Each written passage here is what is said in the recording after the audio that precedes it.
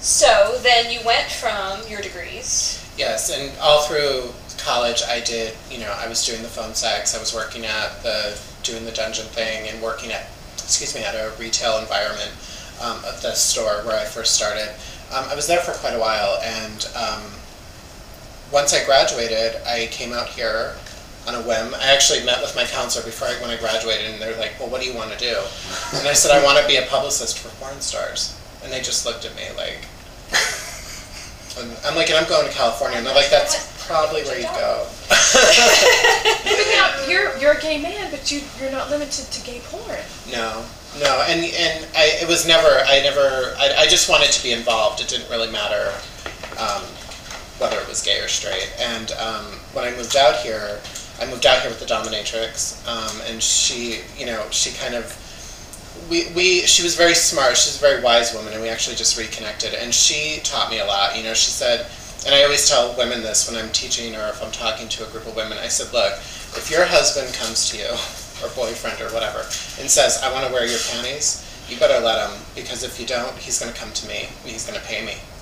And so I've kind of kept that in the back, in that I tell people that, and I'm like, a fetish just doesn't disappear because you don't like it. Right. And I'm like, you either need to acknowledge it and find a way to work it into your life, or you kind of need to wave bye-bye, because eventually, and it doesn't just go away. Right.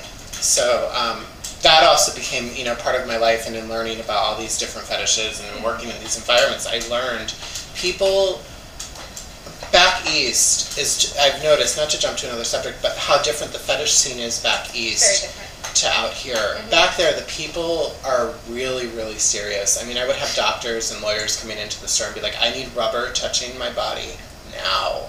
Like, they would buy rubber socks and run into the dressing room and change and leave.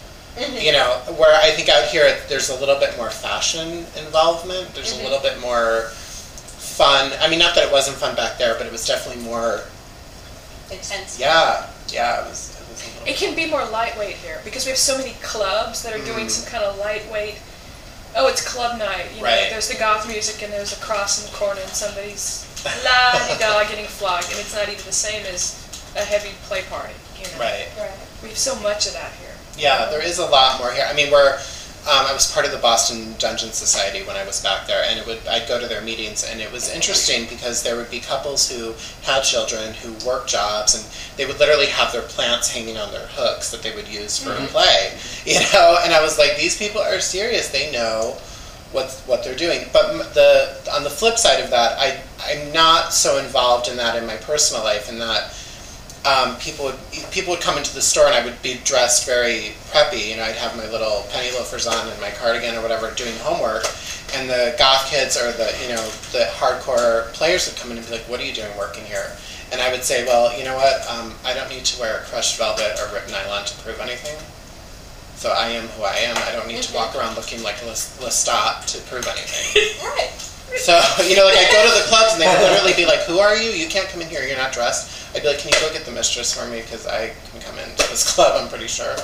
So, and I do find it, I mean, I've told Simone on a couple occasions, I kind of think of it a little bit as Dungeons and Dragons. Mm-hmm. And LA's has this Dungeons and Dragons thing to it where they walk in and they're like, "I'm Master so-and-so, and I'm Mr. And I'm like, and my response to that is, and in a court of law, you'd be a joke. So let's dial it down about 5 degrees and talk to me like, you're a I know. Talk to me like a person. Right, you're a level 37 mage. But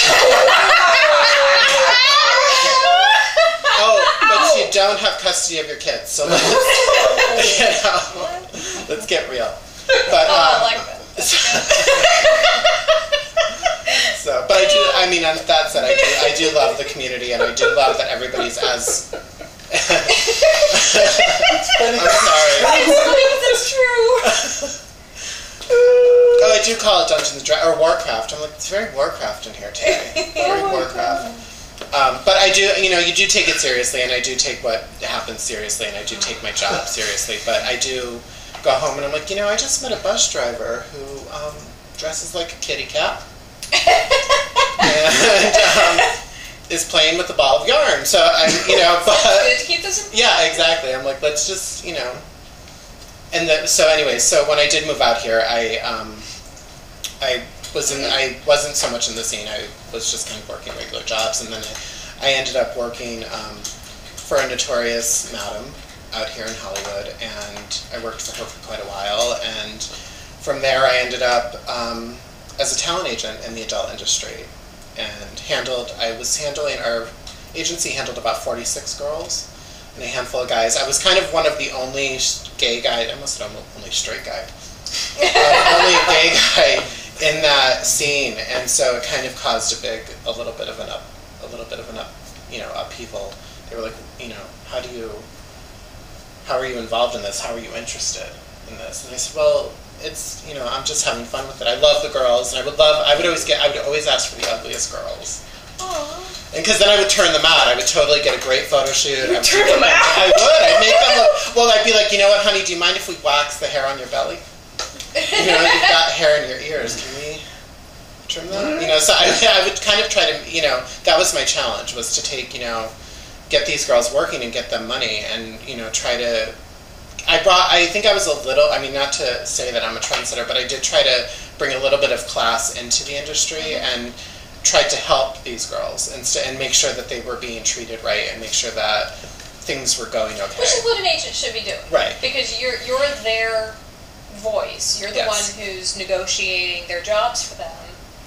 And you have to play both sides. So you have to make sure that the producers and directors that you're sending them to are legitimate, and that this is a real job and nothing horrible is going to happen to them there. At the same time, you have to deliver a product of sorts to that producer or director, and they're expecting to receive a very particular type of person, when somebody looks a certain way or can do a certain thing. Right.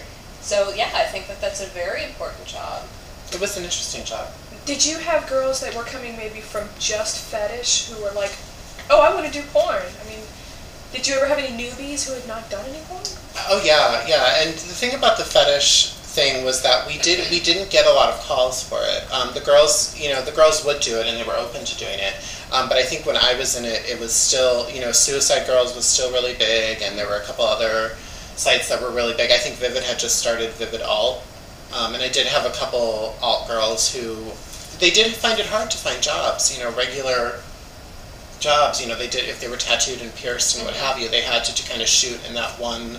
Right, one genre. Yeah, and then crossover then. Right, and some of the alt companies, are not alt companies, but these certain organizations, I guess you call them, are very finicky. They don't want girls who are doing porn, or they want just girls who are doing modeling. Do you know what I mean? They don't want girls who are doing porn, and I came across that a couple times where they're like, oh, you can't do porn and be part of this.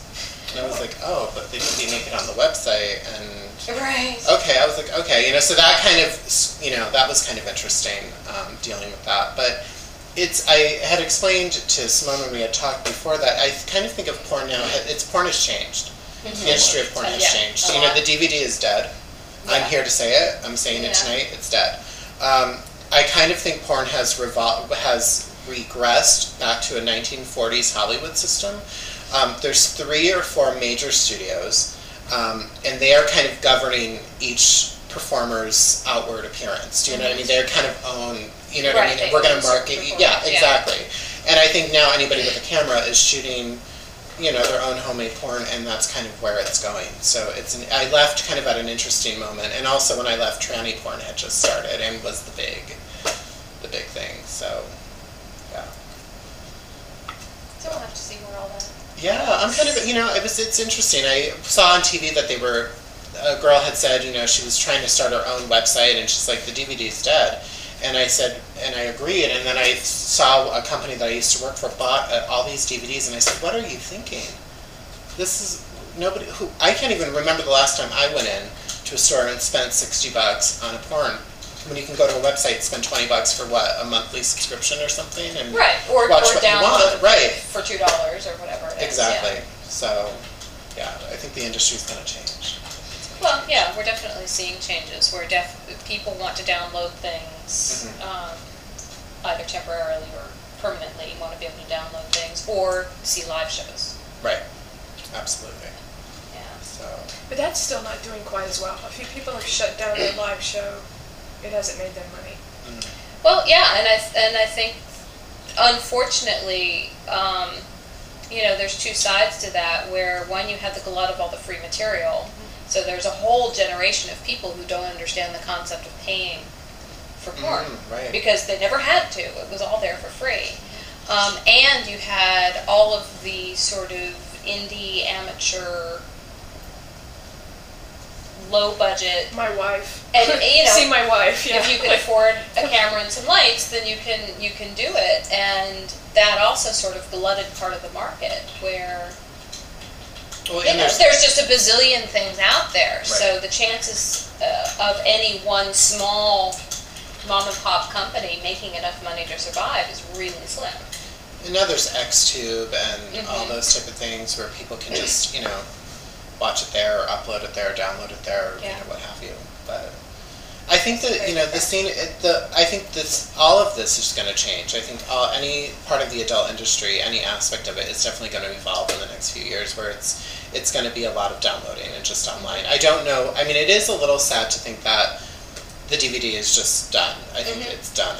Because I do think when I was in it, there was some great directors who were really making some cinematic... Really amazing. Some really amazing things. But you know this is just like Boogie Nights, when Burt Reynolds had to deal with the fact that film was dead. I mean, I've got a deal. You do. Yes. And there was a company, I think his name was Michael Nin. He was a director. He does Ninworks, and it's just gorgeous art. I mean, just beautiful, beautiful stuff. But very, you know, the porn it's expensive, and I'm like, who's dropping $70? You know, I don't know. It's just, I think it's going to be an interesting thing to see what happens with that. So when did you start writing? I have been writing my whole life. I've always been a writer. I didn't really start taking it as seriously as I should have until last year. It only took 30 years to figure it out. But I didn't know that I was going to write erotica. What happened was I got an LA Weekly. There was a cover with something about gay erotica being written by women. And I said, I need to figure this out. What? What? So I brought it home. Who are these bitches? Exactly. I'm like, and who thinks they're going to talk about it better than I can?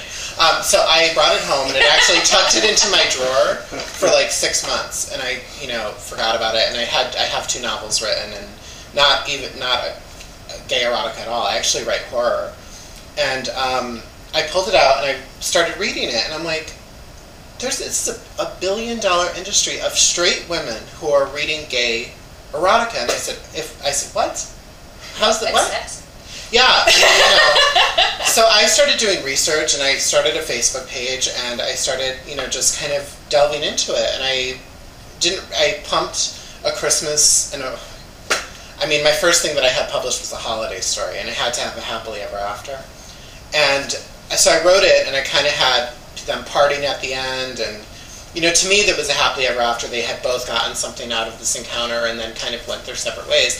And a girl that I worked with, she goes, this isn't a happily ever after. He has to come back. And I'm like, oh, for God's sake. You know, so I had to rewrite the ending, and they had to have, you know, the big romantic ending. And, you know, I try not to gaggle when I do it, but, and it was fine, and it got published, and I was thrilled, and it did really well. And then I came up with another one. My publisher was doing a Valentine Day thing, and I said, you know what, let me see. And I literally sat down and wrote it in one sitting, and submitted it, and it got published. And I actually brought the book with me, and they actually, publishing is actually changing too. I'm going to tell you guys right now. Absolutely. The book, and I could be struck dead for saying this, is gone, is going, and it hurts me. Yeah. That Borders is going bankrupt. Yes. It physically pains me.